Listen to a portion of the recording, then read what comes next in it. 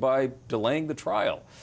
But there was one very big unanswered question in this change. If you're going to keep people in jails longer, how much is that going to cost in terms of new prison facilities and resources?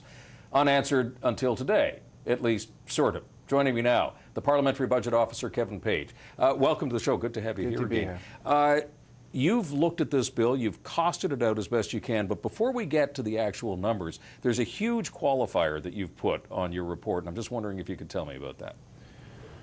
Well, I mean, there's actually there's a number of qualifiers. One is we're working with limited information, including the assumptions of the government. We don't really know what the occupancy ratios will be, for the federal system. Right now, we have an average occupancy ratio is about 90%. And so one of the things that we cost is, as we, because of the act as you described it, where people are going to stay longer, we're going to have additional headcounts in the prison system. We're calculating as many as 4,000 more people in the federal system. Right now we have about 13,000 headcounts. So the question will be, will we have to build new prisons, and which adds a big dimension to the cost. We know just because of the additional headcounts, we're going to have additional operations and maintenance costs, but we don't know what the government's response will be operationally. Well, was that because the government wasn't giving you what you needed in order to do a proper costing of this?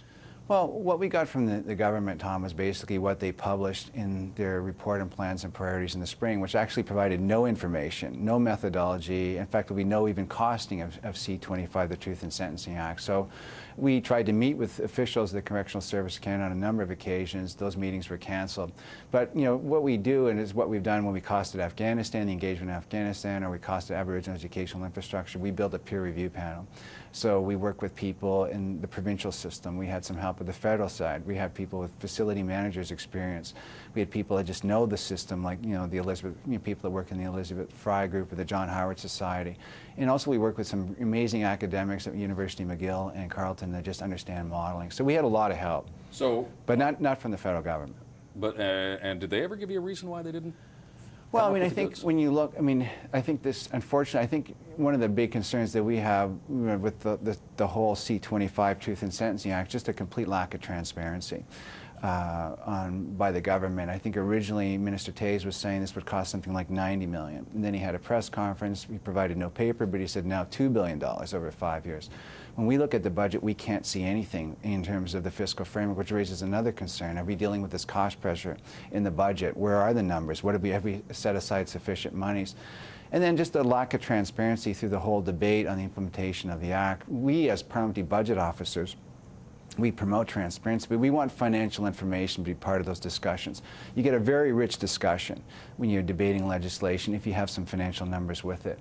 And it's a material difference whether something is $2 billion or $90 million, or if you're the parliamentary budget officer, we're saying $1 billion a year, effectively $5 billion over 5 years. And let's nail down the numbers now that we've put the qualifier in. You had difficulty with government getting information, but you had a group of people around you who know what they were talking about.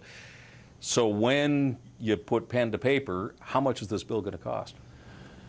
Well, again, we look at $1 billion a year roughly when it's fully enforced. And for us, so we know people are going to spend longer stays. We have data on how long people spend in the federal system, and we know what average sentence lengths are roughly look like, and we know how much time people spend in remand. So we can actually do the calculations, even just using existing data. Mm-hmm. So we're going to add another half a year to sentence lengths on average.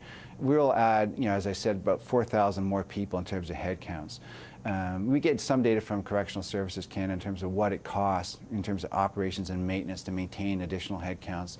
So how much operation and maintenance per cell or per individual. But you're saying it's $1 billion more a year? Correct. For the next 5 years at least. Which includes one component, a large component of that, probably in the neighborhood of about $650 million, is just operations and maintenance. So who pays for this $1 billion? Where are we getting this $1 billion from? Well, taxpayers will pay. The question is, has it been accounted for in the fiscal framework, is one question. And then the other question is, what will be the impact on the provinces and territories? Because we have one taxpayer at the end of the day.